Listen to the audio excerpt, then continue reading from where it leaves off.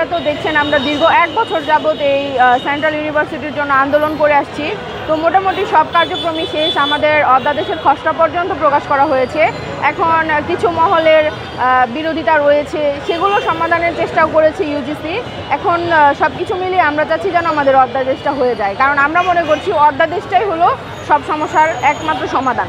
তাই আমরা আজকে এখানে অবস্থান কর্মসূচি পালন করেছি যে আমাদের যে পর্যন্ত অধ্যাদেশ জারি না করবে বা ডেডলাইনটা আপনারা শুনেছেন যে আমরা আগামী 3 কার্য দিবস পর্যন্ত মানে ডেডলাইনের সময় দিয়েছি, যে এই 3 কার্য দিবসের মধ্যে তারা কোন ডেটে আমাদের অধ্যাদেশ দিতে পারবে সেটা এসে এখানে সচিবালয় থেকে বা শিক্ষা মন্ত্রণালয় থেকে কেউ এসে যদি আমাদের এখানে জানিয়ে দেয় তাহলে আমরা এখান থেকে উঠে যাব।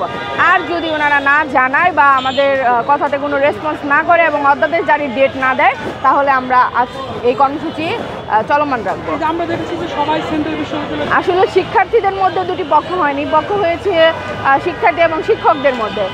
শিক্ষকরা আমরা আসলে সবাই সবার সুবিধা অনুযায়ী মডেলটা চাচ্ছে। যেমন আমরা সাধারণ শিক্ষার্থীরা যারা ভুক্তভোগী সর্বক্ষেত্রে মানে ভোগান্তির শিকার হয়েছি, আমরা যেভাবে মডেল সাজিয়েছি বা চাই, শিক্ষকরা হয়তো তাদের মতো হচ্ছে না সেই মডেলটা, তাই তারাও তাদের স্বার্থ অনুযায়ী একটি মডেল দাঁড় করাতে চাচ্ছে বা চাচ্ছে ওই মডেলটা বাস্তবায়ন হোক। সেই ক্ষেত্রে আমাদের একটু দ্বন্দ্ব আছে। তবে আমরা তাদেরকে সাধুবাদ জানাই, তারা মন্ত্রণালয়ে আসুক, জানাক। সরকার যদি তাদের দাবি মেনে নেয় তাহলে এটা সরকারের বিবেচনা। তবে আমরা সরকারের আবার আমাদের সাধারণ শিক্ষার্থীদের চাহিদাও বুঝতে হবে। আমরা 1 বছর যাবৎ কেন আন্দোলন করছি, তো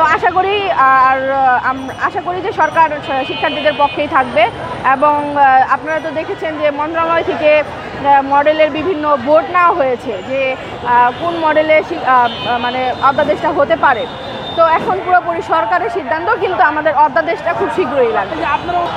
আচ্ছা, আমরা যতটুকু জানতে পেরেছি তাদের ভাষ্যমতে যে তারা একটি মডেল চাচ্ছে যে মডেলটাতে ওনারাও বিদ্যমান থাকে। আপনারা তো জানেন বাংলাদেশের আইন কাঠামোতে যদি আমরা একটি স্বতন্ত্র ইউনিভার্সিটি নিয়ে আসি সেটার আইন হবে আমাদের পিএইচডিকারী টিচার।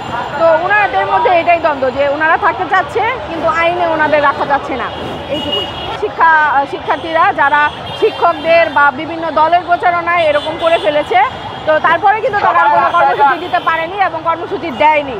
তো এই বিষয়টা নিয়ে আমরা আলোচনা করতে চাচ্ছি না। জি, শিক্ষক মহলই আমাদের কিছুটা বিরোধিতা করছে।